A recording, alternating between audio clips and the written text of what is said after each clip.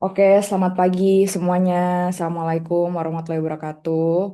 Untuk ibu-ibu dan teman-teman serta Dokter Winengku, terima kasih banyak udah hadir di pagi-pagi ini.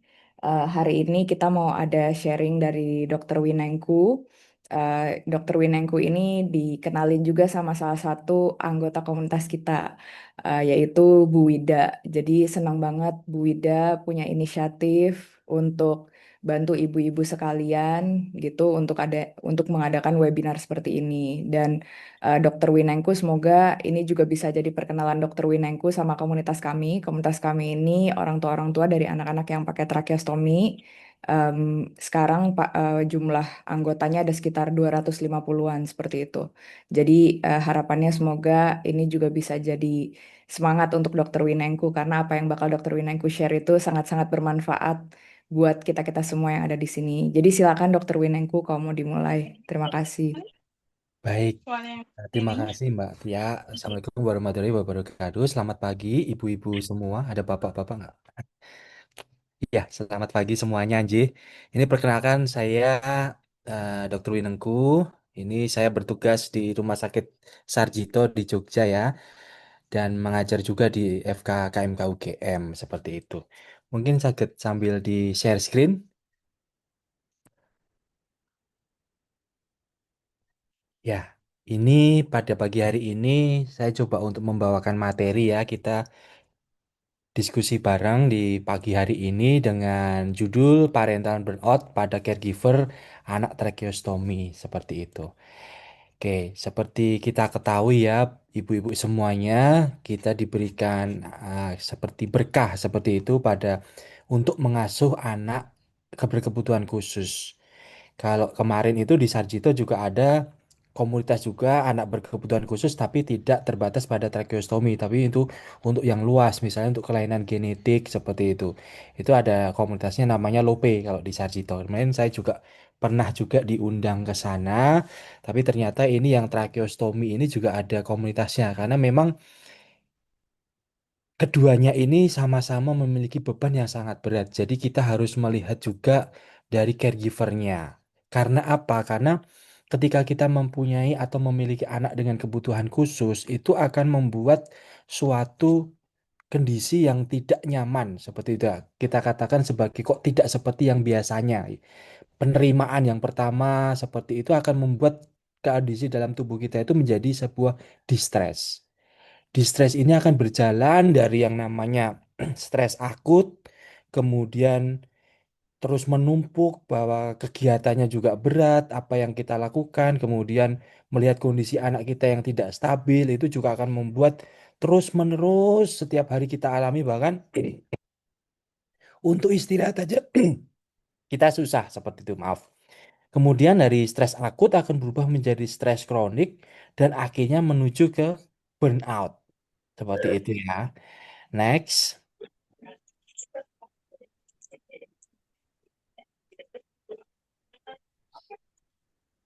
Nah, ini kita mulai dari definisinya terlebih dahulu. Apa sih itu burnout pengasuhan?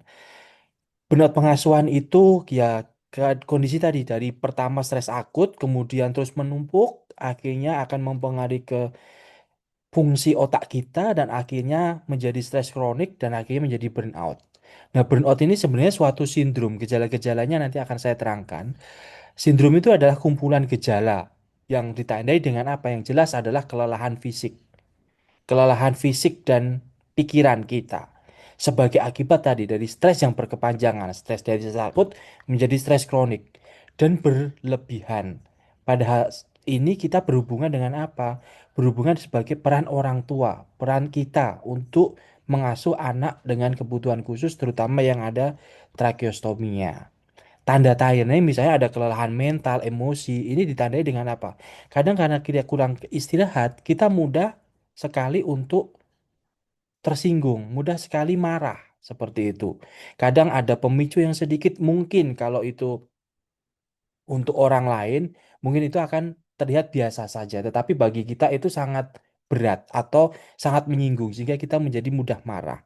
Kemudian kedekatan kita itu mungkin ada sedikit jarak dengan anak yang kita asuh ataupun dengan anak lain. Maksudnya ketika kita punya anak dengan kebutuhan khusus kan kita harus mencurahkan perhatian ke anak tersebut. Mungkin kakak-kakaknya atau adiknya, misalnya seperti itu kita jadi kedekatan secara emosi kadang kita kurang karena kita lebih berfokus pada satu anak saja. Dan ini kadang membuat kita seperti kita pilih kasih, padahal kan enggak, karena ini adalah suatu pilihan bahwa ada yang lebih urgensi, sehingga kalau kita tidak menyampaikan itu, sehingga akan terjadi jarak. Anak yang baik-baik saja, anak kita yang lain, misalnya kakak atau adiknya, jadi merasa punya gap seperti itu. Kemudian yang ketiga, ada perasaan dalam pola pengasuhan kok seperti ini, jadi tidak menikmati, kayak menjadi beban seperti itu. Dan sebelum mengalami kejadian seperti ini itu kita ada perbedaannya. Maksudnya apa? Dulu kita bisa senang main anak dengan anak yang nomor satu ke taman atau ke tempat-tempat rekreasi, tetapi karena kita harus fokus untuk mengasuh anak dengan kebutuhan khusus, maka waktu itu akan hilang dan hidup kita jadi lebih berat. Mungkin seperti itu, nggih, ibu-ibu sekalian untuk tandanya. Next.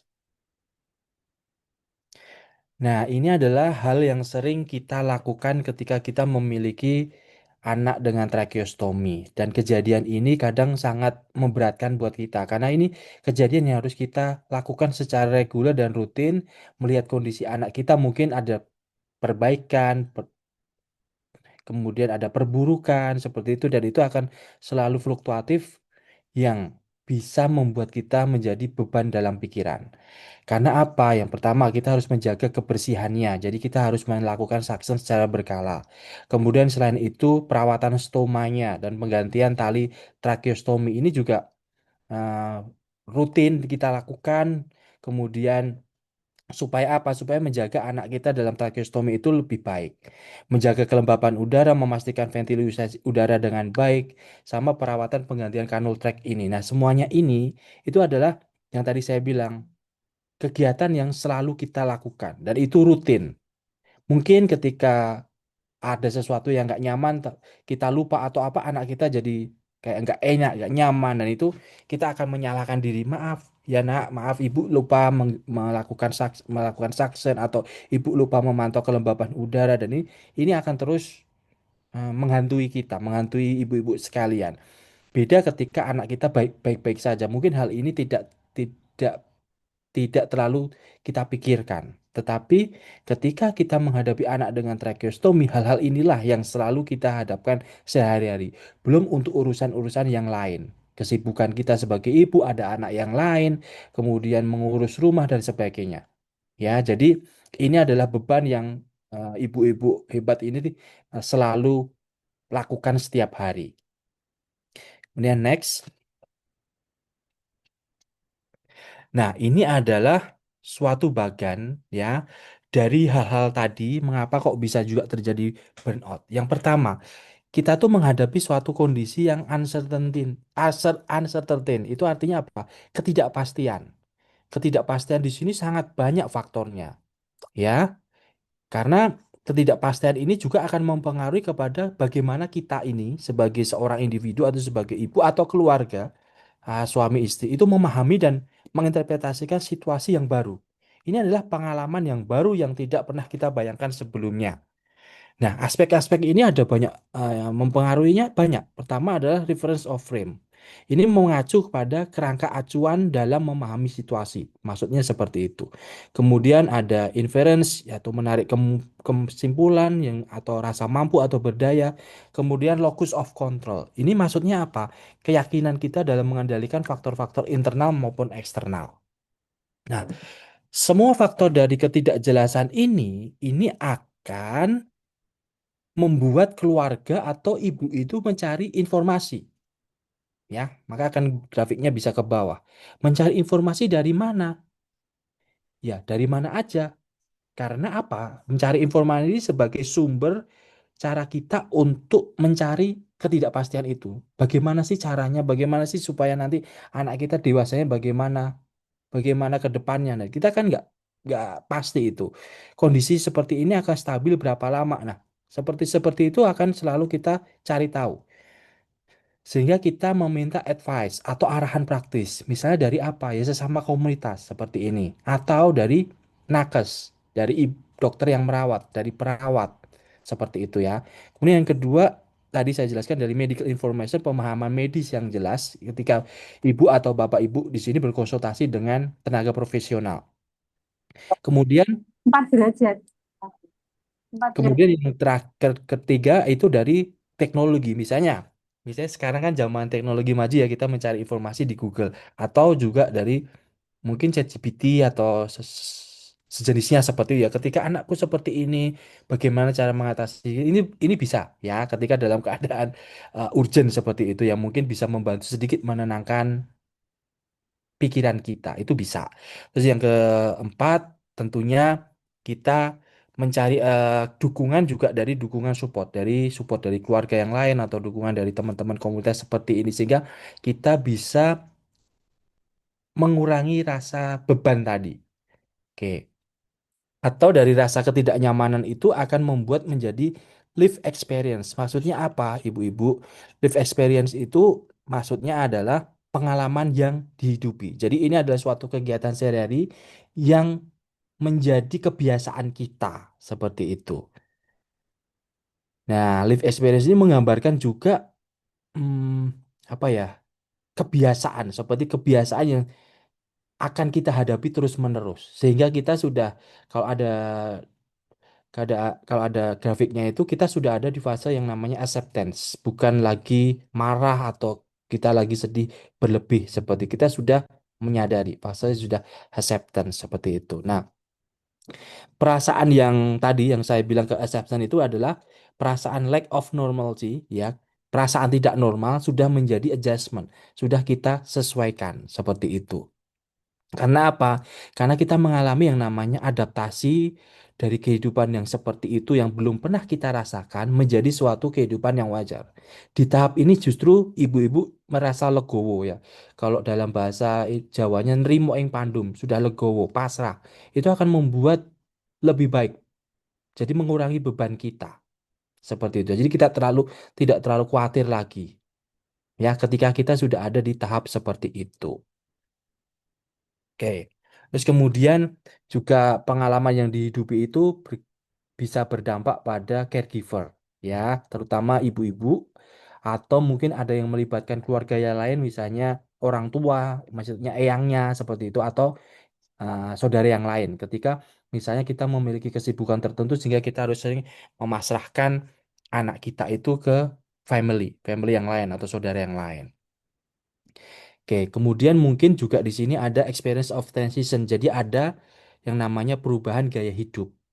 Ya, mungkin Bapak Ibu dulu yang sebelum memiliki anak seperti ini, waktunya bisa diluangkan untuk sesuatu yang lain, akan tetapi mungkin sekarang dibatasi.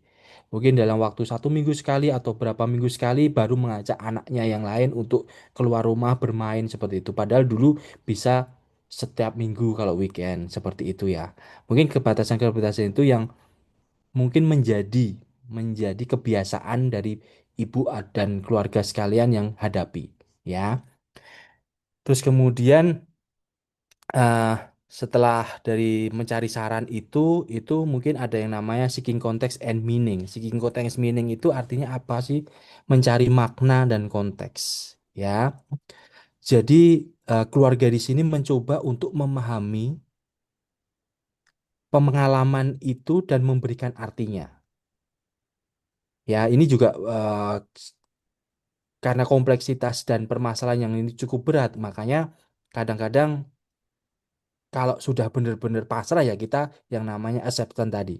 Kita sudah menerima kondisi ini.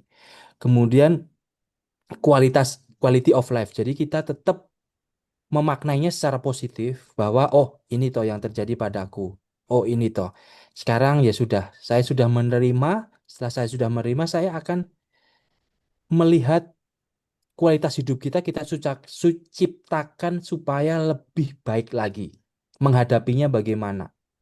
Ya, Kedepannya ini kan tadi ya namanya uncertainty, tetapi kita tetap berpikir positif setidaknya seperti itu supaya apa ya? Supaya kualitas hidupnya kita baik. Karena ibu dengan beban seperti ini pasti akan mengganggu waktu tidurnya. Oke. Nah, mungkin di sini untuk meningkatkan kualitas tidur, mungkin dukungan keluarga, dukungan suami atau saudara yang lain diperlukan. Sehingga apa? Ketika kita tidak bisa tidur malam, kemudian paginya itu atau ketika pagi itu adalah urusannya ibu, tetapi ketika malam mungkin bapaknya yang lebih berperan. Atau bagaimana itu diatur dari masing-masing keluarga sehingga apa?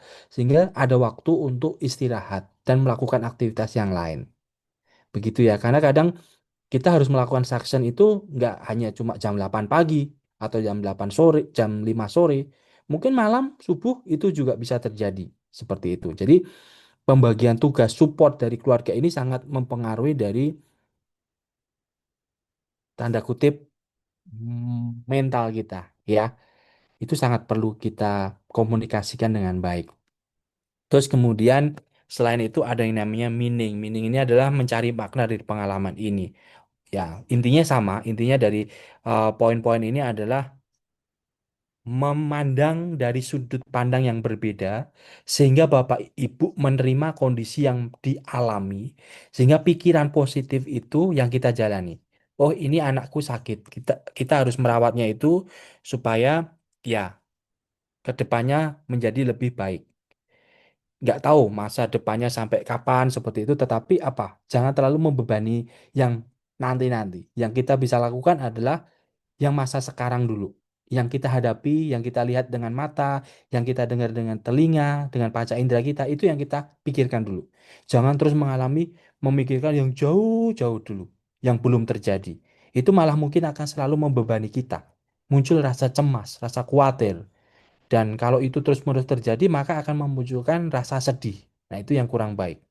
Sehingga dari bagan ini ya, kalau bisa saya tarik suatu kesimpulan seperti itu dari ketidakpastian itu akan mendorong mencari support.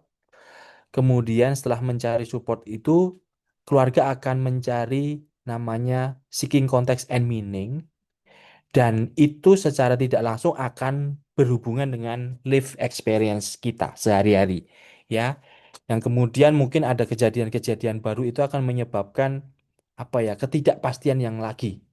Misalnya ada masalah ini, oh nanti terus langsung muncul ke uncertainty lagi. Jadi itu muter aja kayak gitu. Tetapi ya dengan siklus ini keluarga itu akan berusaha mencari adjustment atau penyesuaian dan mengembalikan rasa normal yang dulu dialaminya. Gitu ya. Oke, next. Nah, ini mengapa kok caregiver ini rentan mengalami burnout? Karena tadi itu ada rasa uncertainty ya, ketidakpastian, kemudian ada konflik. Mungkin ketika kita merasa lebih capek, apa kemudian suami tidak terlalu menolong atau apa itu akan menjadi ketidakpercayaan atau konflik dalam skup yang kecil ya. Terus ada peristiwa-peristiwa ini kita jadi tidak jauh dari rasa nyaman yang kita harapkan seperti itu. Nah, makanya akan terjadi proses ketika kita tidak memiliki coping yang baik, ya, kurangnya rasa mampu mengatasi situasi, atau kemudian keyakinan bahwa kendali itu berasal dari luar, selalu kalau misalnya masalah ini harus ke dokter, malam-malam harus ke dokter dan sebagainya itu akan malah menjadi suatu proses lagi, yaitu menjadi masalah. Tiba-tiba terus kita kayak tidak mampu lagi menghadapi semuanya ini. Ya, kita langsung give up karena kita merasa beban kita terlalu berat. Sehingga apa? Sehingga yang muncul adalah hal-hal yang negatif. Perasaan yang maladaptif. Kita gampang marah, kita jadi apa ya? Gampang tersinggung, terus kemudian kita tidak menikmati apa yang sedang kita lakukan. Ya, saya paham Ibu semuanya Bapak Ibu bahwa hal itu adalah hal yang tidak mudah. Tetapi tadi dari penjelasan saya selanjutnya ketika kita mencari makna lain atau melihat dari sudut pandang yang lain atau at least kita acceptance dulu, maka proses yang ada proses yang ada ini, ya, yang ada ditampilkan di slide ini, insya Allah akan lebih berkurang. Seperti itu. Next. Nah, ini tadi eh, kalau secara detailnya, ini adalah tandanya, nggih, Ibu Bapak sekalian. Jadi yang pertama dari fisik kita itu adalah sangat capek sekali. Mungkin karena apa ya? Kita kurang kebutuhan tidur kita. Karena kita berkurangnya tidur, padahal tidur itu kita ketahui bahwa adalah suatu mekanisme dalam tubuh kita untuk merestorasi kemampuan sistem otak kita dan fisik kita. Karena dengan tidur semuanya akan istirahat. Seperti itu. Dan di otak itu akan mengalami perkembangan neuroplastisitas. Tapi ketika kita tidak tidur, maka akan mengakibatkan seperti ini. Burnout. Karena fisik kita cepat lelah. Karena cepat lelah, kita capek, stres, itu akan mempengaruhi ke sistem imun juga. Kita jadi gampang sakit. Ya, karena gampang sakit, ya akan terjadi hal-hal yang tidak baik. Kemudian secara emosi jelas, kita akan menjadi mudah marah, sedih berlebihan, merasa inferior atau tidak berdaya seperti itu. Ya, putus asa. Secara mental mungkin akan mempengaruhi ke konsentrasi kita, fokus kita, kemudian kita merasa jenuh, ya. Kemudian relasi karena kita mengalami seperti itu, kita mungkin akan mengisolasi diri kita. Kita ada perasaan malu, kita ada perasaan tidak kurang percaya diri, jadinya apa? Ya udah kita kalau ada pertemuan-pertemuan apa kita tidak mau terpapar. Seperti itu. Itu yang menjadikan ini adalah yang perlu ibu dan bapak semuanya sadari bahwa ini adalah burnout. Oke, next. Dampaknya jelas dari caregiver sendiri akan meningkatkan resolusi gangguan mental emosional. Gangguan mental emosional itu bisa kan sedih berlebih, kemudian rasa khawatir berlebih, rasa khawatir yang tidak ada pemicu yang jelas. Itu ya. Berbeda dengan rasa khawatir yang normal. Rasa khawatir yang normal itu misalnya kalau kita menghadapi suatu ujian gitu, ketika ujiannya sudah selesai ya hilang khawatirnya.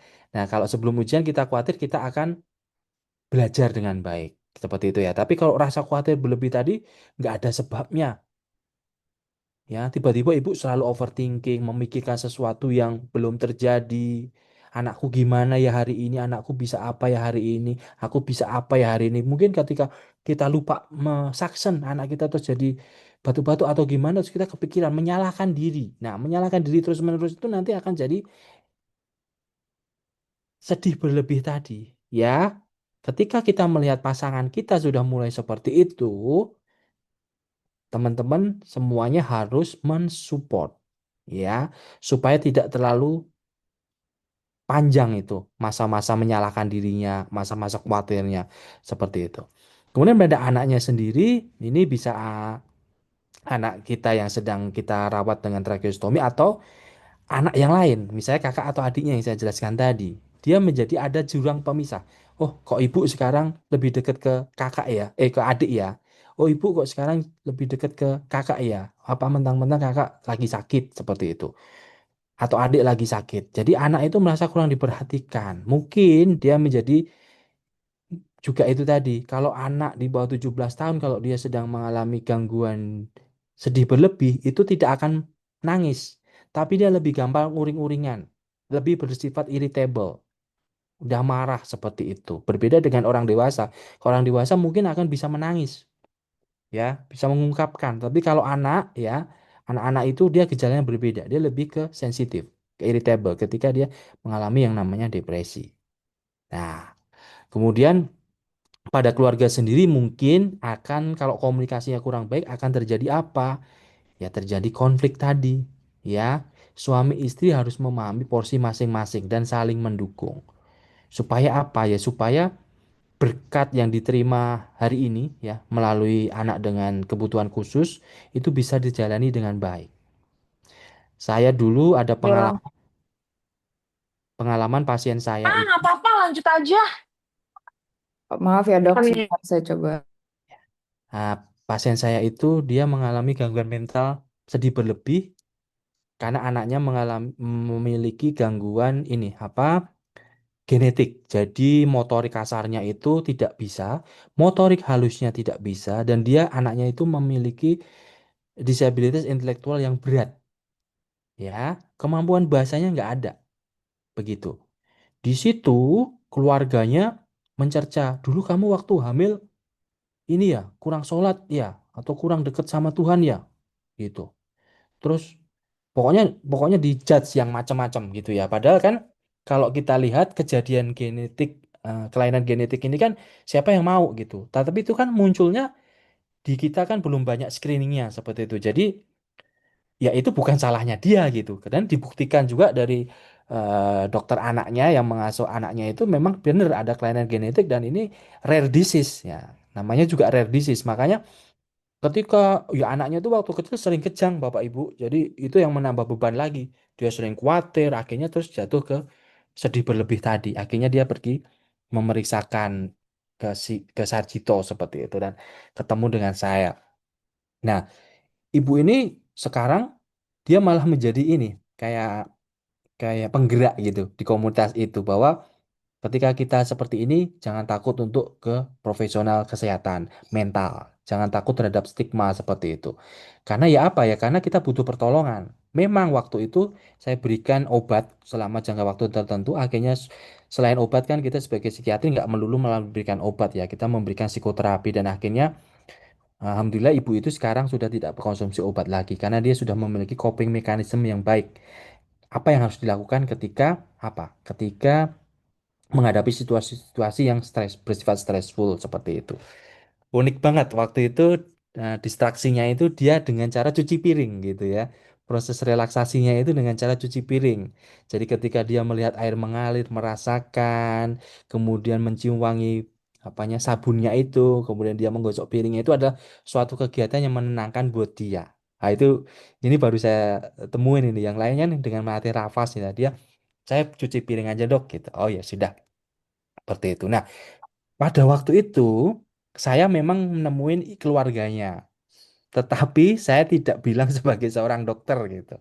Karena saya mau melihat apa ya, lingkungannya ibunya seperti itu. Karena sangat ini banget. Ibunya itu sangat dominan banget di keluarga. Dia sebagai decision makernya di keluarga itu. Dan pasien saya itu ibunya tadi itu lebih dekat ke kakek dan neneknya. Seperti itu. Nah, kakek dan neneknya itu meninggal beberapa tahun yang lalu sehingga support sistemnya itu hilang juga. Suaminya itu dulu agak sedikit cuek terhadap pola asuh anaknya. Tapi ketika saya ngobrol, akhirnya terus setelah saya ngobrol sama suaminya, saya temuin di tempat kerjanya, akhirnya suaminya sedikit-sedikit mulai membantu pasien saya tadi. Jadi di sini eh, dukungan keluarga itu sangat sangat penting sekali untuk proses tadi mencegah burnout atau mencegah ke permasalahan yang lebih berat yaitu depresi maupun gangguan cemas. Next. Nah, ini cara mengatasinya. Ini eh, ada beberapa ya. Yang pertama, jangan lupa untuk me time atau merawat diri sendiri. Ketika ibu capek, ya bilang sama suaminya, ini aku pengen apa ya healing dulu istilahnya gitu ya kalau zaman sekarang. Terus kemudian jangan lupa meminta dukungan ya dari keluarga yang lain, dari bukan dari nuclear family tapi dari extended family. Misalnya ke adik atau ke orang tua bahwa ada situasi tertentu lainnya misalnya nggak bisa jemput anaknya yang nomor satu ya minta tolong seperti itu. Jangan terus itu kita tanggung sendiri ya. Terus yang kedua sama tadi berbagi tanggung jawab ya itu juga seperti itu konsepnya. Terus kemudian kita harus selalu melihat harapan kita, ekspektasi kita. Karena ketika ekspektasi itu ada gap dengan eksekusi ya dalam hidup itu kan kita berharap kita memberikan harapan itu sebenarnya karena ada peran dari neurotransmitter dalam otak kita yaitu dopamin. Dopamin itu memberikan rasa senang sehingga ketika rasa senang itu kita akan membuat standar dalam pikiran kita. Nah, ketika eksekusinya itu tidak berjalan misalnya ekspektasinya segini, tetapi eksekusinya segini nih. Ketika ada gap. Nah, ketika ada gap itu yang akan membuat kita itu ada di stres tadi. Sehingga salah satunya adalah ketika eksekusinya belum bisa mendekati ekspektasi, ya kita harus menurunkan ekspektasinya, yaitu dengan cara legowo, nerima, ya, tidak terlalu memaksakan seperti itu, ya. Terus tadi saya juga ceritakan ketika kita benar-benar merasa lelah dengan bercerita tidak bisa, dengan sudah menceritakan ke suami atau ke teman itu tidak bisa lagi, dan itu sudah mengganggu fungsi peran kita sehari-hari, maka carilah pertolongan ke profesional. Nggih. Bisa ke psikolog, bisa ke psikiater. Boleh kemana saja. Next. Nah, ini sumber dukungan ini kan ini di dalam slide ini ada 3 lapisan gitu ya. Karena ini kayak yang harus kita jalani seperti itu. Lapisan yang paling dalam itu yang warna biru tua ini adalah menjadi pusat perhatian kita ya. Kenapa kok itu? Karena kesehatan mental dan kesejahteraan anak serta keluarga itu yang diutamakan dulu. Ya, kemudian semua dukungan yang ada di luar yang warna biru ini untuk melindungi dan menopang dari aspek yang pertama tadi. Ya, kemudian yang lapisan tengah ini atau yang namanya complex care support. Complex care support ini tentu kita dapatkan dari mana? Dari tenaga medis, gitu ya. Dari layanan kesehatan yang profesional. Misalnya dari apa? Dokter anak, kemudian dokter subspesialis. Kalau yang awal-awal itu dari NICU mungkin ya. Kemudian setelah itu ke tumbuh kembang atau apapun itu ya. Pokoknya itu dari dari dokter anaknya seperti itu. Atau dari juga dari perawatnya yang mengajari kita atau mungkin dari pekerja sosial dan psikiater ya. Mm-mm. Tapi kalau di tahap ini biasanya kalau ke psikiater ini ibu-ibunya masih agak ini ya, masih agak jarang ya karena kan yang dikonsulkan itu misalnya kondisi anaknya bukan ke kondisi orang tuanya mungkin seperti itu. Kalau beda cerita ketika pasiennya itu apa ya, pasiennya itu sudah besar, sudah ini mungkin itu pasiennya akan dikonsulkan ke kami, tapi karena kondisi seperti ini kita enggak. Nah, misalnya gini, maksud saya misalnya anak kita kenanya brain injury gitu ya. Nah, itu kan dikonsulkan ke psikiater ya tergantung dari dokter anaknya. Tapi sebaiknya consultation license psikiatri atau CLP itu berjalan. Jadi ketika kita memberikan psikoterapi ke anaknya, di situ kan juga ada keluarganya. Biasanya kalau seperti itu saya pasti akan mengobrol dengan keluarganya, memberikan support juga, terutama misalnya ketika suaminya sebagai pencari nafkah utama itu mengalami luka bakar yang berat di 4 ekstremitasnya sehingga harus diamputasi. Makanya kan akan kehilangan sumber uang atau ekonomi pasti akan kolaps karena suaminya yang misalnya dia dulu pekerja di servis HP, akhirnya karena ada luka bakar, kena tangan sama kakinya, tangannya harus diamputasi, kakinya juga diamputasi kan, otomatis dia akan kehilangan pekerjaan. Servis HP nggak mungkin bisa di dikerjakan oleh tangan palsu karena itu motorik halus yang sangat spesifik seperti itu. Makanya saya panggil istrinya, saya berikan support ke istrinya juga, saya berikan psikoterapi supaya istrinya juga bisa kuat dalam menghadapi ini itu. Ya. Terus kemudian yang paling luar ini adalah community support. Nah, waktu itu saya juga juga memanggil ke kakaknya yang juga menemani. Kemudian nanti saya tanyain lingkungan di sekitarnya seperti ini. Karena apa? Nanti mungkin ketika pasiennya ini pulang dan anaknya masih kecil-kecil, anaknya usia SD, terus kak- ayahnya sudah nggak punya tangan dan punya kaki, maka yang berat juga adalah ke komunitas. Anaknya bisa riwayat dibully karena oh anak wong maaf seperti ini, wong buntung gitu ya kalau di Jawa bilangnya buntung gitu. Pasti anaknya juga DCC seperti itu. Nah, nanti kita mempersiapkan itu juga. Jadi tugas psikiater itu nggak cuma ke pasien, tapi juga ke lingkungan sosial.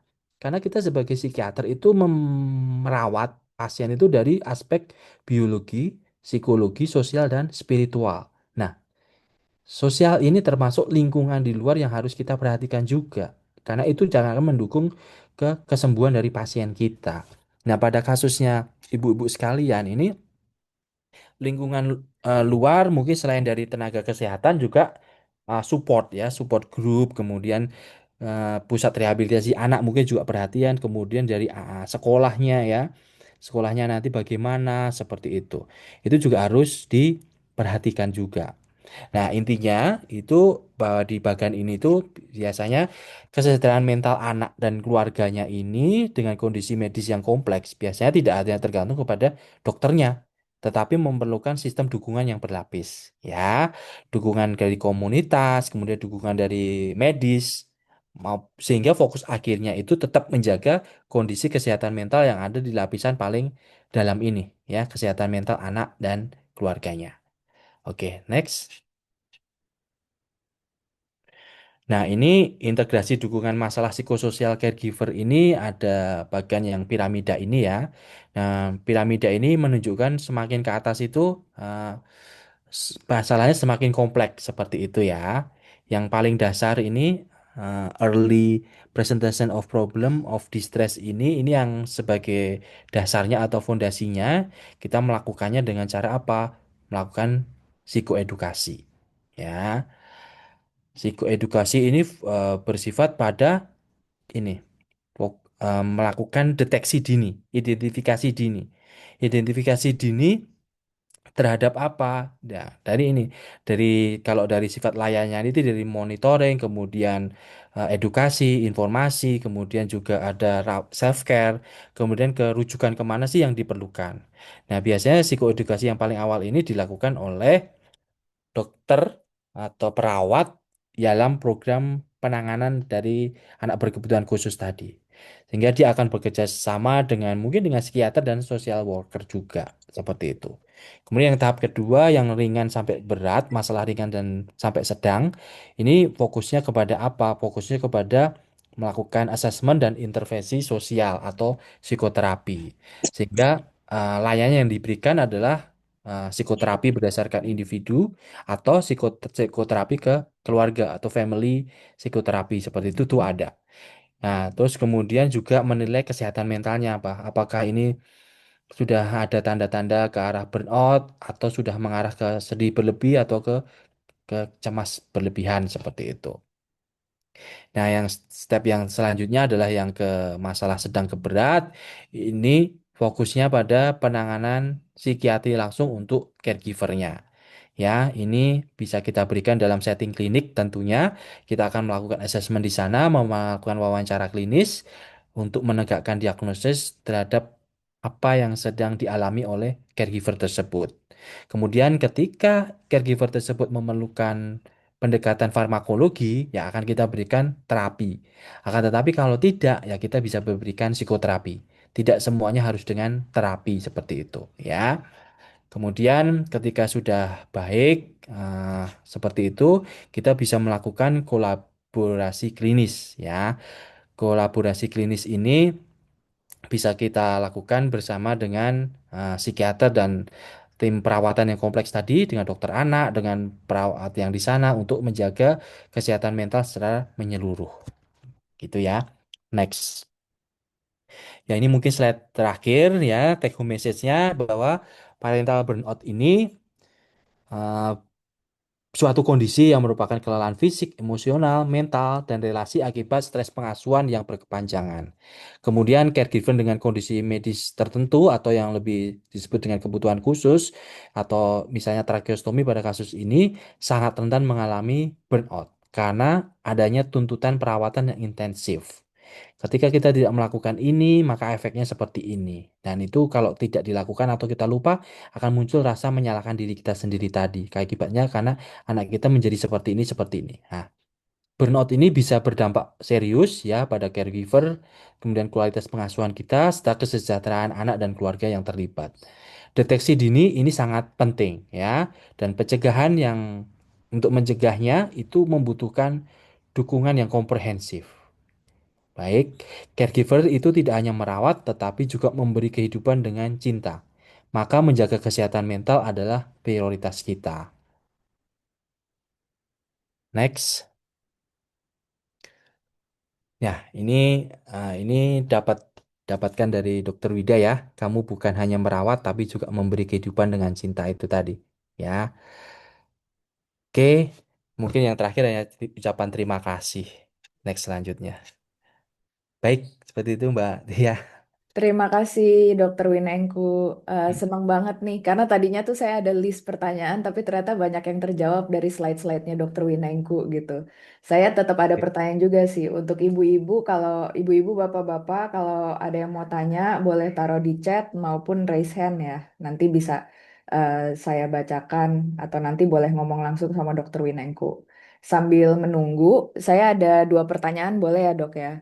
Jadi boleh. tadi Dokter Winengku kan sempat sharing gitu ya, kayak misalnya orang tua dari tracheostomi itu memang rentan menghadapi judgment, menghadapi anaknya juga mungkin rentan menghadapi bullying dan sebagainya gitu.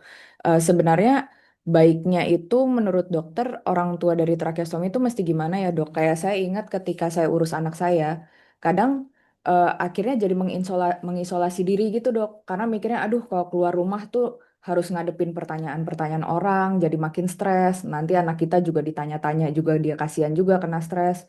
Tapi di satu sisi mengisolasi diri itu kan juga bikin stres ya dok. Jadi sebenarnya kita mesti harus apa sih gitu? Apa kita justru menghindari stresor atau bagaimana kalaupun harus dihadapi kita harus seperti apa gitu dok? Baik.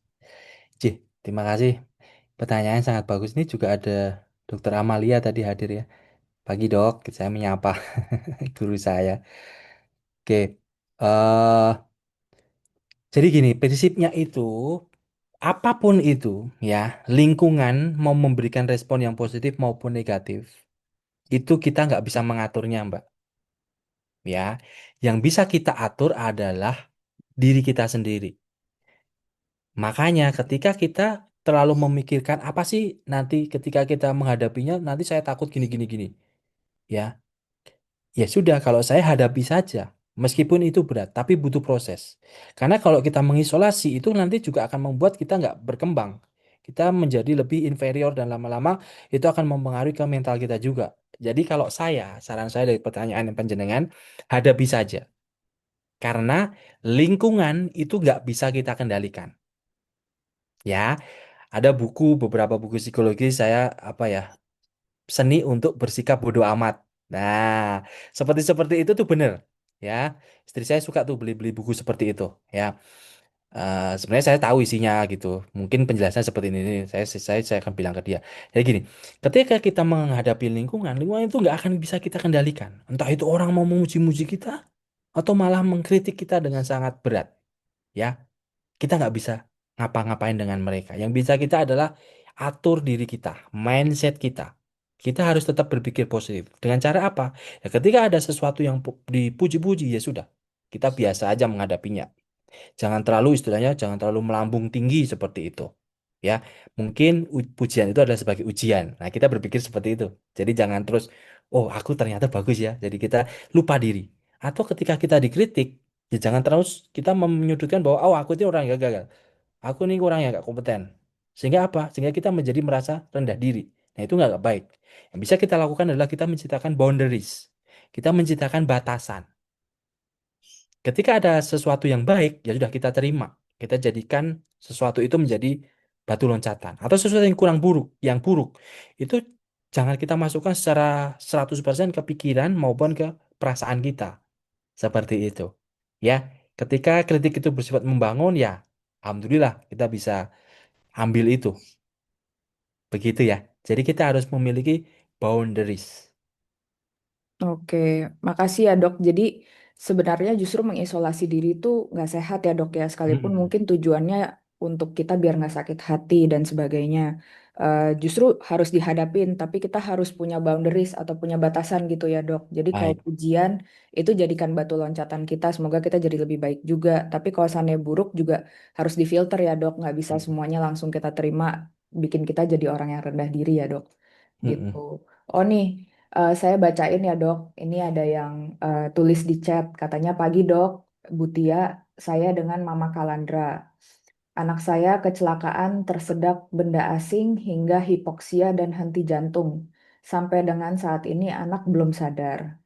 Emosi sangat tidak stabil, marah, sedih, kecewa, menyesal, menyalahkan diri sendiri. Healing saya hanya tidur karena sangat lelah mental dan fisik.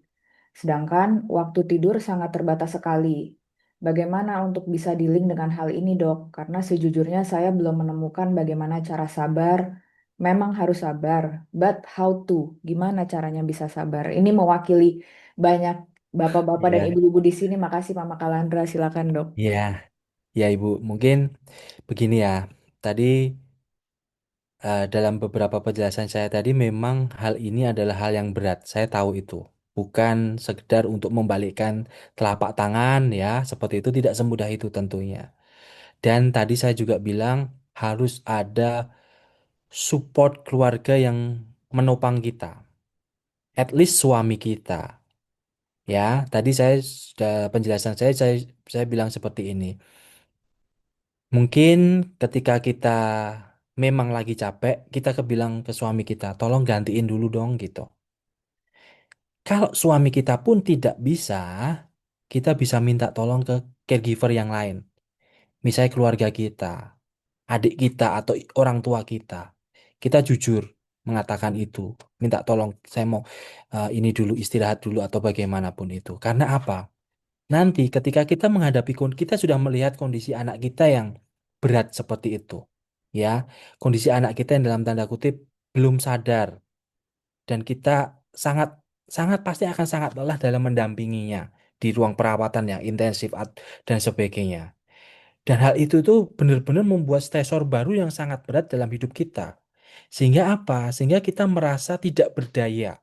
Kita merasa hopeless seperti itu. Dan di sini, ketika ibu sudah mengalami hal seperti itu, harus cerita dulu. Berani cerita, berani men-sharing beban. Ya, jangan menanggung sendiri. Itulah fungsi dari peer support atau support keluarga. Karena ini kita harus hadapinya bareng-bareng. Kita sudah sendiri menghadapi anak kita yang berat, beban itu kita simpan sendiri. Kalau support yang dari terdekat itu nggak ada, itu akan pasti memperburuk. Nggih. Dan mungkin ketika ibu ada unek-unek, tolong sampaikan ke suami. Dan di sini tadi saya bilang kalau ada suami atau istri, tolong saling mensupport ke istrinya atau suaminya kalau yang suaminya sedang masalah. Karena kalian berdua yang harus mengarungi bahtera ini. Nggih. Cara sabarnya adalah tadi, kita harus acceptance dulu. Oke, ini ada kondisi anakku seperti ini, saya tetap berusaha seoptimal mungkin sebagai seorang ibu, melibatkan keluarga saya, suami saya seperti ini. Nggih, saling mendoakan seperti itu. Mungkin ketika ibu lagi benar-benar tegang banget, ibu bisa latihan relaksasi, ya, supaya apa? Supaya tidak terlalu berat, supaya tidak terlalu tegang. Karena ketika kita stres, itu dalam tubuh kita saraf simpatis kita yang akan dominan. Di dalam tubuh kita itu ada dua persarafan yang dominan, yaitu simpatis sama parasimpatis. Nanti ketika kita lagi stres banget, simpatisnya ini yang akan dominan. Kita jadi deg-degan, kita jadi pusing sini tegang, kemudian kadang berkeringat, mual sebagainya. Ya, ambil waktu untuk relaksasi. Ya, supaya apa? Supaya acceptance-nya itu mudah kita dapat. Kita lebih percayakan kepada tenaga medis dan juga ke yang di atas. Kita berserah. Ya, spiritualitas kita juga harus kita jaga. Ya, ada sesuatu di luar kita yang akan membantu kita. Ya, karena ini bisa terjadi tanpa di luar kehendak kita. Pasti Tuhan yang Maha Kuasa itu yang pasti juga akan menolong kita. Jadi kita ciptakan pikiran-pikiran yang positif, Ibu. Bagaimana itu? Ya, ini adalah proses. Proses yang tidak mudah, yang harus Ibu jalani setiap hari. Oke, seperti itu. Seperti itu ya, Mbak Tia, Ibu. Mungkin ya penjelasan saya seperti ini. Makasih banyak Dokter Winengku, Mama Kalandra, terima kasih juga udah mau sharing. Ibu-ibu kalau ada yang mau sharing di chat atau raise hand boleh ya Bu, nanti biar bisa saya buka mikrofonnya. Sembari menunggu, saya ada pertanyaan lagi Dok. Jadi tadi kan dokter sendiri bilang kalau kita tuh butuh support system ya Dok, nggak bisa semuanya kita urus sendiri gitu. Mm-mm. Tapi kadang misalnya sebagai seorang ibu atau seorang ayah, itu tuh kita sulit percaya orang lain. Terutama untuk mengurus anak tracheostomi itu kan nggak hanya butuh skill ya dok, kayak skill suction gitu, atau skill ganti-ganti area kanul, tapi juga butuh kesabaran gitu. Karena ya namanya juga anak-anak ya dok, mereka punya caranya sendiri untuk mengekspresikan dan kadang tuh sebagai orang tua kita merasa, aduh orang lain bisa nggak ya? Maksudnya sebersih kita, sesabar kita, gimana sih dok cara kita tuh menimbulkan kepercayaan ke orang lain gitu. Tapi dimulainya dari diri kita sendiri, gimana dok?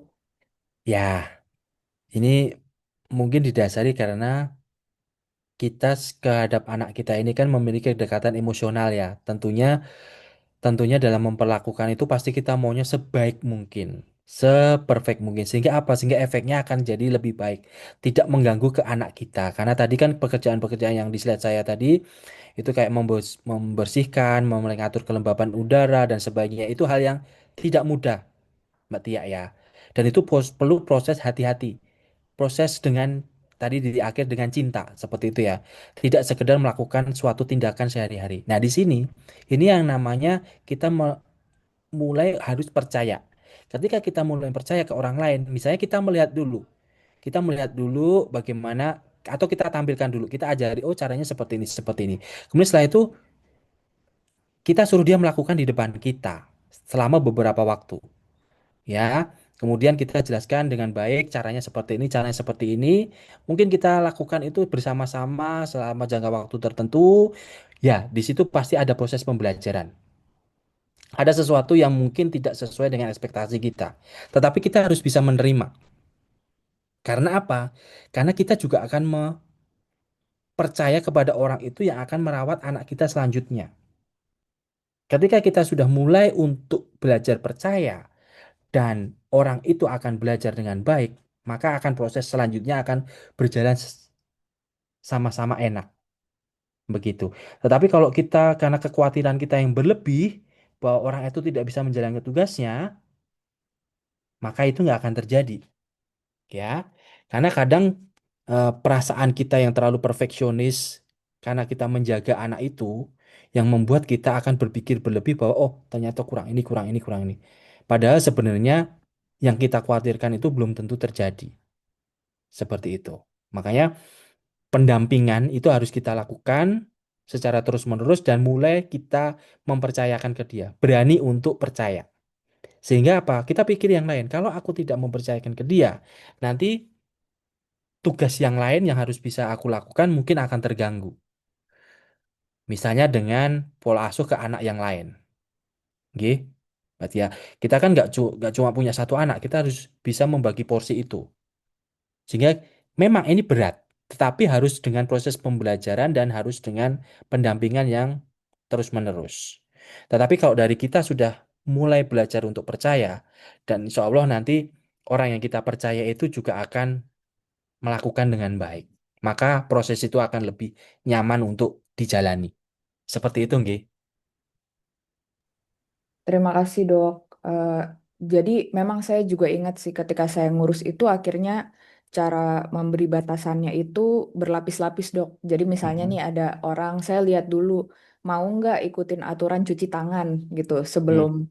ketemu anak kita gitu. Karena kan Hmm. ada orang yang misalnya mungkin ngerokok atau apa, misalnya kayak gitu-gitu kan anak kita Oh, sensitif gitu. Jadi kalau seandainya larangan merokok aja dia belum mau nurut, kayaknya untuk dikasih kepercayaan yang lebih berat lagi agak susah. Tapi untuk orang-orang yang mau, misalnya mengikuti peraturan, mau pakai masker, mau cuci tangan, mungkin ya itulah orang-orang yang bisa kita percaya pelan-pelan untuk gendong anak kita atau mandiin anak kita dan sebagainya. Jadi betul. eh, itu memang kita harus belajar ya dok, Ya, berproses dan belajar nerima juga orang juga bisa salah. Karena kita juga betul. sebagai orang tuanya juga pasti ada salah-salah juga kan kalau ngurusin anak. Ya, Nggak, kita juga nggak sempurna gitu ya dok ya.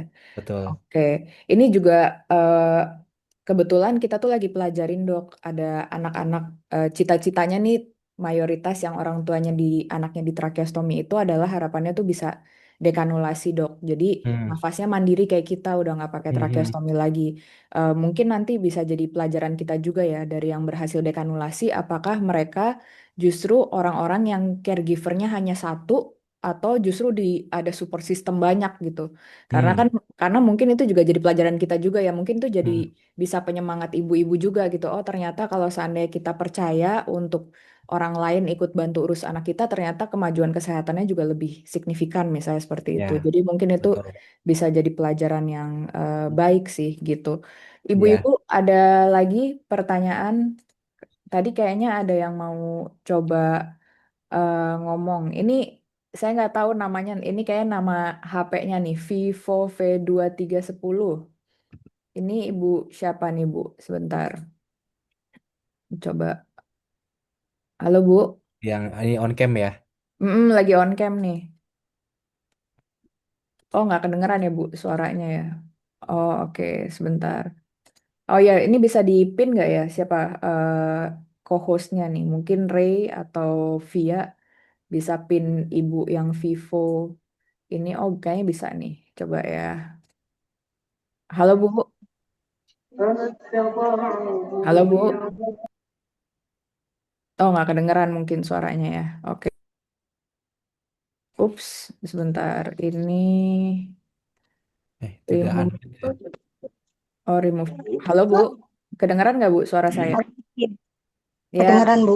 ya. Ibu mau Hmm, ada pertanyaan nggak Bu untuk Dokter Winengku? eh, eh, sebelumnya sih, salam kenal ya dok, saya ibunya Hizar. Saya cuma Ini mau Bu. tanya cara cara untuk mengontrol emosi dok, biar kita tuh apa ya sering nangis sendiri gitu loh dok. Rasa, Hmm. oh anak kita yang kayak gini gitu dok. Hmm. Gimana sih ya cara nyampeinnya? Saya bingung. Ya, ya, ya Ibu. Itu dok. Ya, Mohon penjelasannya dok. Makasih. baik. Oke. Makasih ya Bu. Ya, Sama makasih Mbak Ibu Tiara. untuk ini ya pertanyaannya ya. Oke. Jadi ke Ibu merasa sering nangis sendiri itu kan sebenarnya bukan muncul tiba-tiba ya Ibu ya. Itu adalah suatu proses yang Ibu alami sepanjang sepanjang sampai saat ini seperti itu dan Ibu merasa itu selalu terbebani. Kok ini nggak hilang-hilang atau ini kok terjadi seperti ini. Bahkan ketika saya mengusahakan dengan baik pun kondisi anak kita juga kadang tidak mengalami perbaikan tetapi malah kadang memburuk. Seperti itu ya Bu ya. Ya, saya paham banget, tapi pada intinya Ibu, ketika Ibu sudah mengalami sesuatu yang kurang nyaman, Ibu boleh cerita dulu, ya, Hmm. cerita ke suami, seperti itu. Kemudian ketika Ibu sudah cerita kurang baik, itu saya harapkan Ibu juga punya sesuatu yang Ibu sebagai pendistraksi. Misalnya dengan apa? Melakukan kegiatan yang Ibu senangi. Tidak melihat dari kondisi yang terus-menerus Ibu alami saat ini. Ya, misalnya dengan apa? Dengan berpergian dengan teman-teman, kemudian menyerahkan asuhnya anak itu ke orang lain, misalnya ke keluarga, suami atau ke orang tua. Terus kemudian ibu lebih bisa untuk menerima ibu, Hmm. ya, lebih menerima tadi. Mungkin ya, hal menerima itu adalah suatu hal yang gampang diucapkan, tetapi sulit untuk dijalani.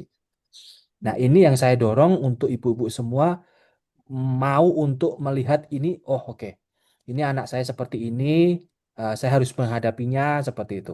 Kemudian yang terakhir adalah dengan melakukan tadi, ketika kita biasanya ketika di praktek klinik kita akan mengajari yang namanya relaksasi, Hmm. kemudian mindfulness, kemudian juga dengan cara apa? Dengan cara CBT, ya, Hmm. perubahan kognitif dan perilaku. Apa sih yang sebenarnya beban apa sih yang kita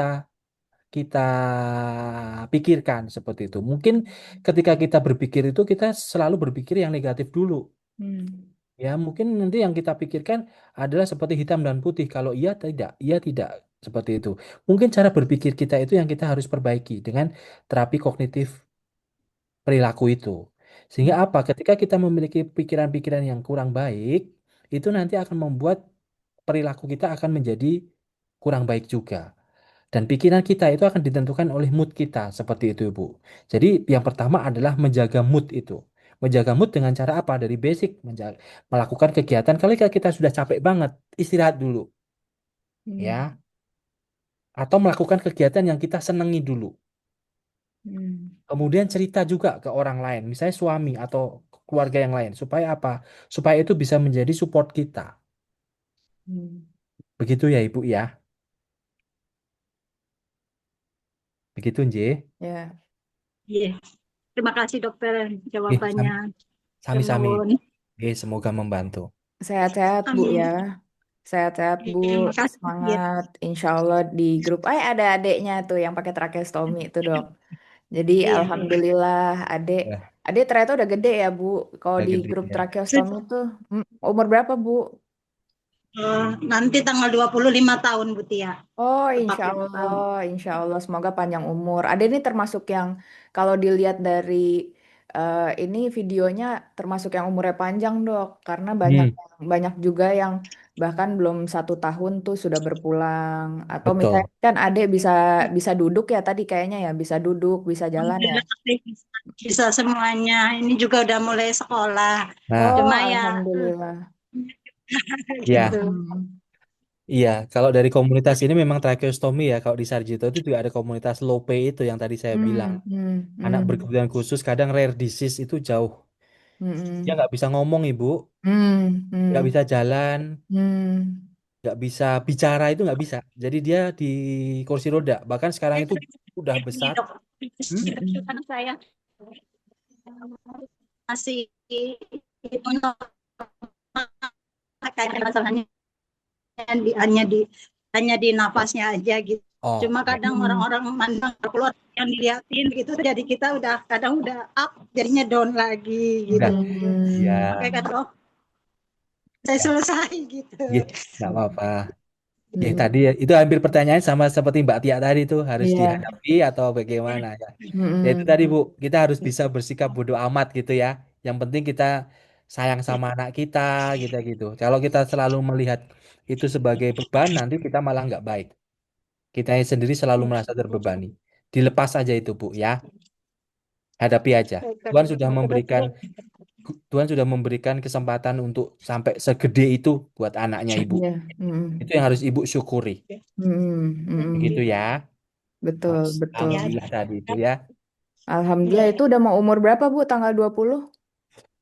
tanggal 5 tahun. Mau ke 5 tahun, Masya Allah. Tahun Ini kami umur. ini udah Mm-mm. 1 tahun ini. Oh, oke. Adit Masya Allah. 8 tahun di tracheostomy. Iya, iya. Kalau anak saya itu berpulangnya umur 2,5 tahun.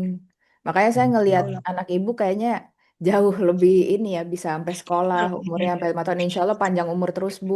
Dan adik juga banyak kemajuan, semangat terus, Bu ya. Nanti kalau ada apa-apa kan di grup rame, siapa tahu bisa saling semangatin satu sama lain gitu, Bu. Nah, Terima makasih, kasih Bu Tia, Pak Dokter. makasih, Ya. makasih, makasih banyak, Bu. Mungkin kalau Ya. dari saya ada pertanyaan terakhir nih, Dok. Kalau seandainya eh, kan tadi dokter ada cerita ada relaksasi gitu, ada aktivitas mindfulness gitu-gitu. Itu sebenarnya hal yang bisa kita lakukan secara online gak sih, Dok?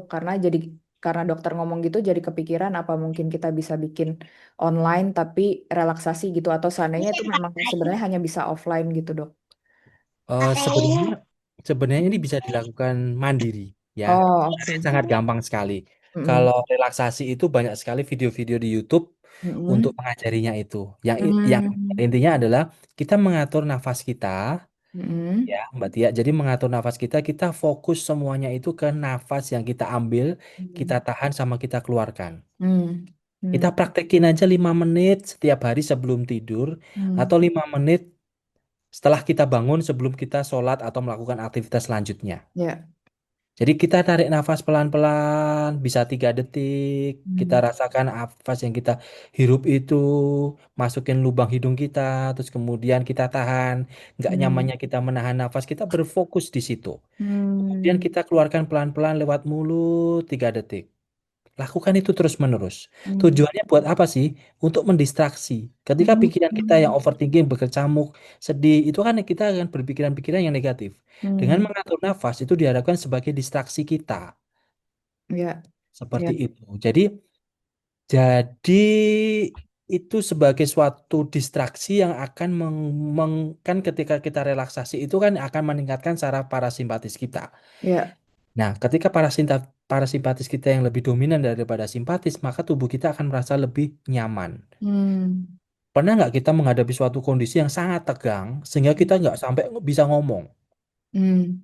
Mungkin ketika kita mau apa ya presentasi atau ketemu sama big boss gitu, kadang mungkin ada perasaan seperti itu. Jadi kita ngeblank seperti itu. Nah, m- sebelum itu ya kita lakukan relaksasi sehingga kita bisa tetap fokus, tetap konsentrasi seperti itu. Nah, kalau mindfulness sendiri itu Hmm. prakteknya adalah kita menyadari sesuatu yang kita lakukan sekarang. Hmm. Misalnya gampangnya kita lagi makan bakso gitu ya. Ya. Kadang ketika kita makan itu kita sambil mainan HP. Betul. Ya, itu kita kita contohnya mindful eating aja. Jadi Hmm. kita ada bakso, semangkok bakso Hmm. di depan kita ya, Hmm. kita mulai hirup dulu. Oh, Hmm. aroma baksonya bagaimana? Aroma kuahnya maksud saya. Kemudian kita rasakan kuahnya. Oh, ini asin apa enggak? Oh, ini Hmm. kurang bawang apa enggak? Terus Ya. kemudian baksonya terlalu terlalu apa ya kenyal atau enak digigit. Jadi kita fokus di Hmm. situ. Kita mengunyahnya juga kita merasakan, oh ini baksonya strukturnya seperti ini, kelembutannya seperti ini, kemudian mie-nya juga kenyal Hmm. enggak seperti ini. Bukan Hmm. ketika kita lagi makan, pikiran kita lagi ngerjain tugas atau kita Ya. mikirin anak-anak kita atau kita mikirin tugas beban kuliah kita atau apapun itu. Hmm. Jadi Hmm. kita nggak berfokus pada yang kita hadapi sekarang. Hmm. Hmm. Begitu ya. Jadi pada prinsipnya adalah kita melihat uh, here and now terhadap Ya. apa sesuatu yang kita lihat dengan panca indera. Hmm. Sehingga kita fokus di situ, mindful di situ, Hmm. bukan mindful. Jadi pikiran kita yang penuh gitu. Jadi Gitu ya. justru sebenarnya mindful itu jadi belajar juga nih dok. Jadi kita Hmm. belajar untuk sini dan kini gitu ya. Jadi Ya. di sini dan sekarang gitu. Jadi Mm-mm. ternyata bahkan makan aja juga perlu kita latih ya dok. Kita makannya Ya, bisa nggak fokus gitu nikmatin betul. makanan gitu-gitu. Oke, Betul. baik dok. Nah ini Sesimpel saya, itu, hmm, ya. ya Sesimpel itu misalnya. sesimpel itu ya ternyata ya Ya. dok ya. Hmm. Benar-benar. Jadi kita latihan belajar dengerin diri sendiri. Oh oke. Ini ada lagi pertanyaan boleh ya dok ya? Baik. Ini, pagi dokter, Bu Ade, saya bundanya Shazia. Saya seorang single parent. Anak saya sudah 5 tahun pakai tracheostomi. Terkadang saya sulit untuk menguatkan isi hati. Pernah mengungkapkan keresahan di hati, tapi yang didapatkan malah ah kamunya aja kurang ibadah, kurang sholatnya. Nah setelah itu saya kayak udah nggak percaya untuk menggunakan apa yang dirasa. Dan kalau saya cerita ke orang tua, terkadang suka kasihan, takut bikin sedih. Emosi suka belakangan ini emosi suka meledak-ledak, rasanya udah capek dan lelah. Oke dok, ada kira-kira ada masukan nggak dok untuk Bu Ya, Ina? betul ya. Ya, Ibu Wina ya, Gina ya. Ibu Gina ini Ya. ini sudah single parents, kemudian ada beban yang anaknya tracheotomi juga ya. Ini kasusnya memang agak sulit ini, Bu Gina. Mungkin panjenengan bisa ke profesional karena panjenengan sudah mengalami ini sudah bebannya sudah berat. Nah, terkadang terkadang ya kita harus melakukan assessment terlebih dulu, nggih.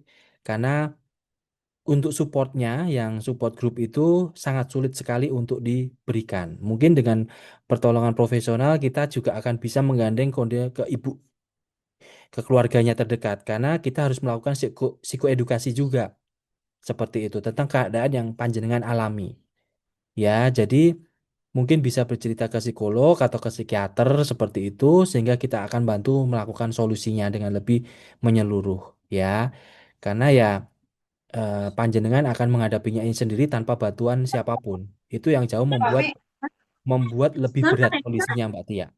Berbeda dengan kondisi yang ada support support sosialnya. Misalnya ada suaminya atau misalnya ada keluarga yang lain yang bisa untuk membantu.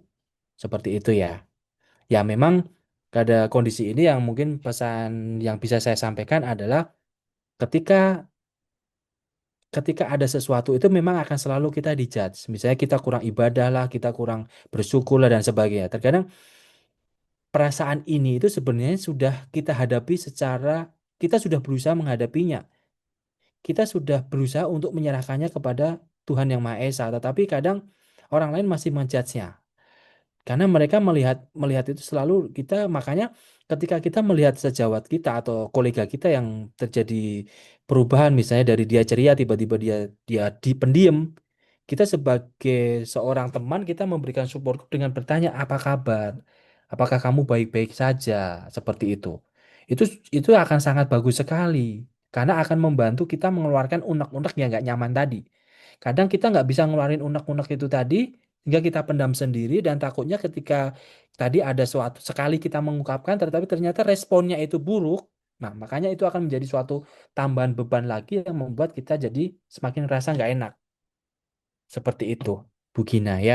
Jadi ketika tadi saya sudah dalam slide saya, ketika kita sudah seperti itu dan masih belum bisa, ini adalah waktu untuk mencari pertolongan, pertolongan ke profesional. Begitu nggih, Bu Gina dan Mbak Tia. Makasih ya dok ya. Jadi eh, alhamdulillah ternyata Bu Gina ini udah paling nggak udah mencoba bercerita gitu ya. Sekalipun mungkin ketika bercerita belum dapat respon yang nyaman untuk didengar. Tapi insya Allah semoga nanti Bu Gina ada jalannya ya Bu untuk bisa konsultasi ke pihak profesional. Ada satu pertanyaan lagi boleh ya dok ya? Eh, Baik. Izin bertanya dokter, anak saya ini dari Alesya. Izin bertanya dokter, anak saya dulu sehat, ceria, dan normal, bisa beraktivitas seperti anak lainnya. Namun Hmm. sudah 1 tahun lebih ini dia sakit dan hanya bisa diam. Saya sudah tidak pernah lagi melihat senyumannya. Terkadang saya merasa anak saya yang dulu seperti sudah hilang, dan anak yang sekarang bersama saya itu anak yang berbeda. Bagaimana cara saya untuk menerima anak saya dengan kondisinya saat ini? Ya, baik. Jadi ini adalah tadi ya di grafik yang live experience, uncertainty, dan meaning konteks itu tadi ya. Ini ada ketika suatu masalah itu ada sudah teratasi akan muncul masalah baru sehingga kita akan muter aja di situ. Seperti di slide yang tadi akan muncul uncertainty. Nah, ini masalahnya adalah sudah tidak tersenyum lagi seperti itu ya. Putranya ya, Mbak Tia ya. Iya, udah mulai kondisinya berubah gitu dok. Jadi nggak Ya, ceria kayak dulu. ya. Ini yang paling paling bisa kita lakukan adalah pertama mencari tahu kenapa kok anak kita mulai tidak ceria. Apakah kita bisa bertanya ke perawat atau dokter anak yang mengasuhnya dulu. Apakah ini berhubungan dengan kondisi medisnya atau tidak? Ya, itu itu kita harus pastikan dulu. Oke, kita harus pastikan dulu sehingga kalau itu memang tidak ada hubungannya dengan kondisi medisnya, itu akan membuat kita lebih tenang. Berarti kita akan tetap approach dia, kita akan tetap approach dia supaya apa? Eh, supaya dia bisa kembali lagi untuk tersenyum. Seperti itu ya. Jadi kita clearkan dulu apakah itu adalah penurunan kondisi karena sakitnya atau bukan. Kalau tidak, ya berarti alhamdulillah kita tidak perlu terlalu khawatir sehingga kita lebih enak untuk memperbaikinya. Seperti itu. Begitu ya, Bu Tia ya sama Bu. Bu Alesya ya. Terima kasih banyak dokter. Ini kayaknya udah nggak ada pertanyaan lagi dok. Oh, oh ini ada dari Bu Nurul, maaf dok. Apakah dokter mengadakan sesi konsul online kalau ada pasien yang mau konsul dok? Oh, Bisa online konsul nggak sama dokter Winengku katanya. iya. Kalau di kita di Sarjito itu Sarjito. untuk telemedicine itu Mm-mm. sebenarnya bisa, tetapi untuk syarat dan ketentuannya mungkin nanti bisa menghubungi ke hotline-nya Sarjito, Ji. Oh, hotline-nya Sarjito Ya, ya. Harusnya ada telemedicine-nya gitu ya dok. ada. Kalau telemedicine memang ada, tetapi untuk syarat dan ketentuannya yang saya Harus apakah dicek langsung ya ke apakah Sarjito. harus ke Sarjito dulu sekali atau bagaimana seperti itu? Betul-betul. Apakah bisa pasien baru atau hanya boleh pasien lama gitu ya, Mas? Betul, ya, Untuk ya. telemedicine. Oke. Nggih, Dok, kalau ada satu pertanyaan lagi boleh ya, Dok ya? boleh. Maksimum kita jam 11 kok. Maaf dokter dan Bu Ade, saya tantenya Marcel. Selama ini saya yang merawat Marcel.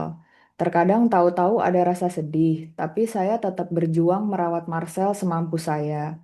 Karena Marcel sudah nggak dianggap papanya. Marcel Oh, sebentar ya. Ini ada yang oke.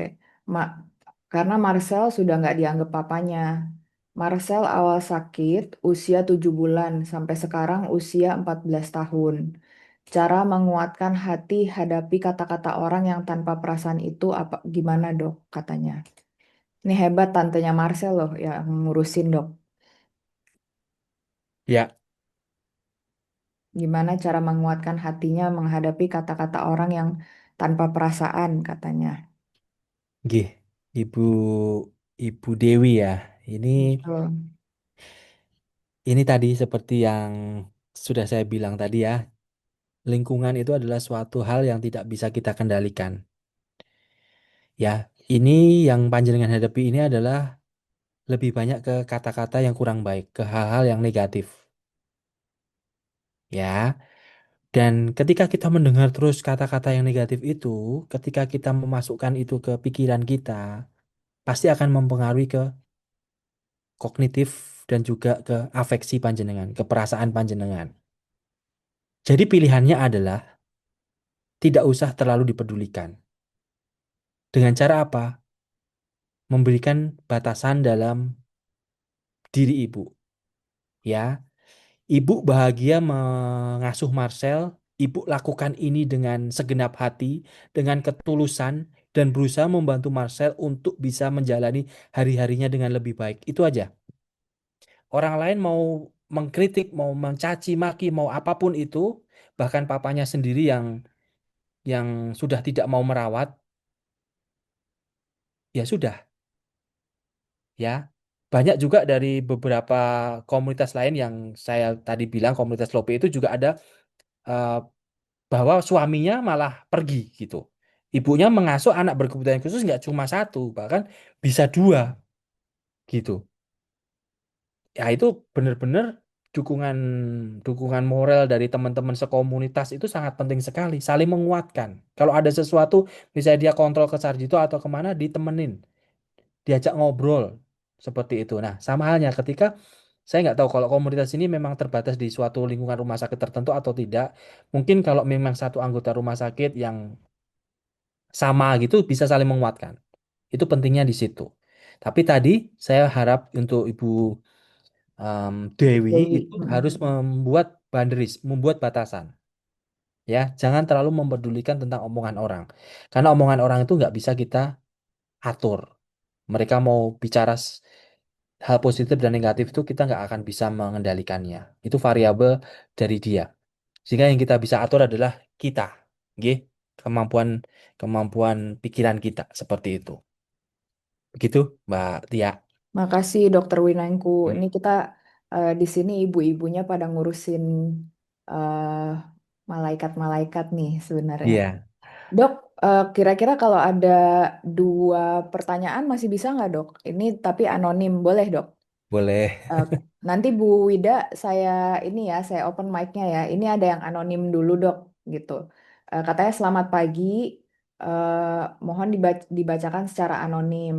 Saya seorang ibu pekerja dan sebagai tulang punggung utama keluarga. Anak dengan kebutuhan khusus mikrosefal, pakai tracheostomi, epilepsi, dan beberapa penyerta lainnya.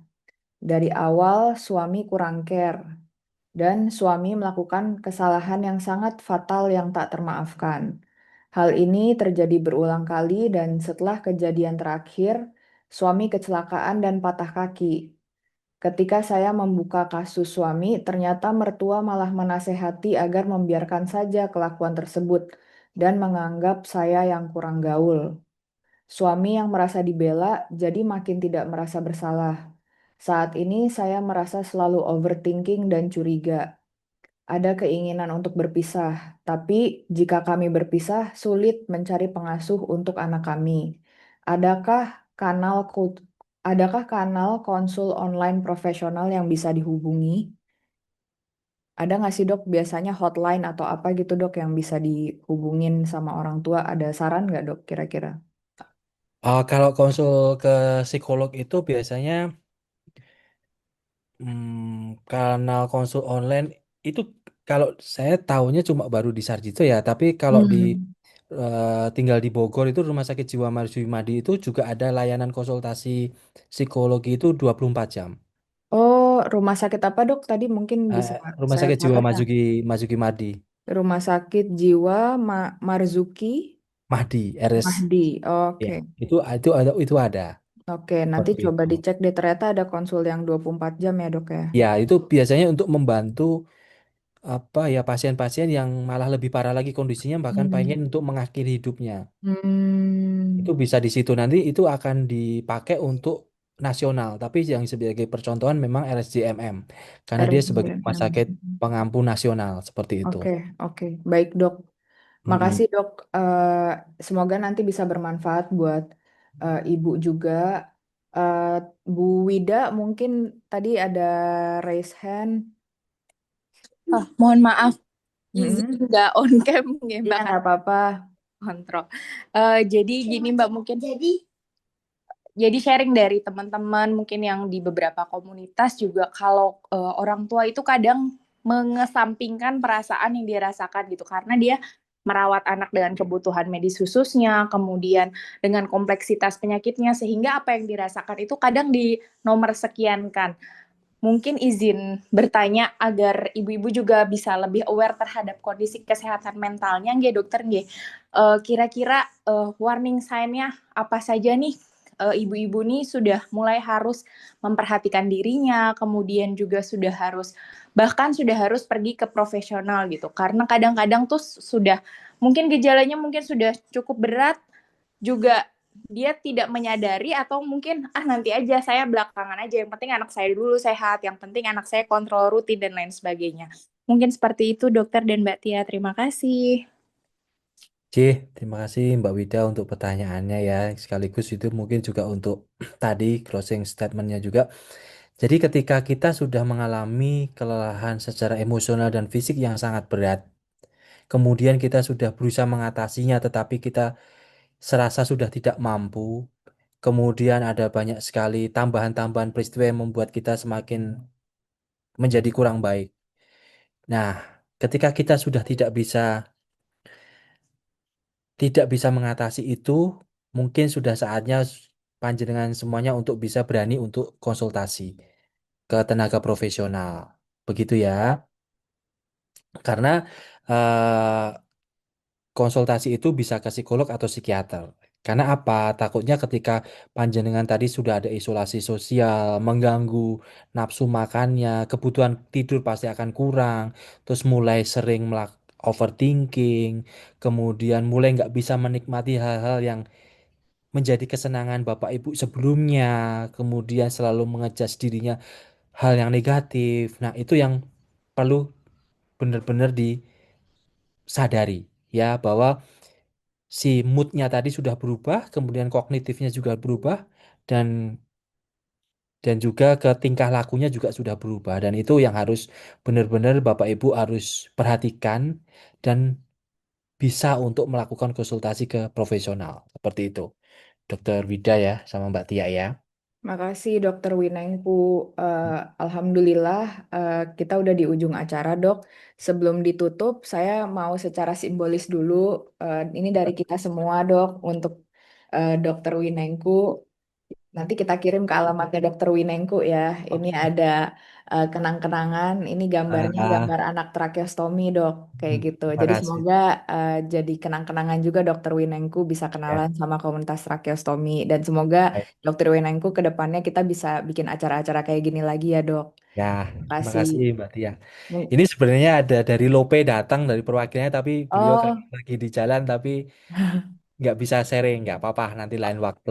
nggak apa-apa. Nanti insya Allah kita kan akan terus berhubungan gitu ya dok ya. Mungkin dari teman-teman Enabled ada yang bisa bantu lead dokumentasinya. Bisa dari saya. Oh iya boleh, makasih Kuni. Tolong dihitung ya Kun. Ya, mungkin buat yang tidak berhalangan aktif juga bisa kan? Oh nanti dulu nih yang Oh berdua ya, dulu. oke. Heeh, heeh. Oke, satu, dua, tiga. Satu, dua, tiga. Sudah? Thank you. Nah sekarang ibu-ibu, bapak-bapak kalau berkenan on cam mau kita foto sama-sama boleh ya dok sama dokter Win Boleh, ya, juga. boleh, boleh. Silakan Bapak-bapak, Ibu-ibu. Kuni boleh tolong delete ya. Sebentar. Remove pin. Oke. Udah Kuni kabarin ya kalau ini. Oke, baik. Mungkin dari slide 1 dulu. Ya. Slide 1, 2, 3. Sekali lagi. 1, 2, 3.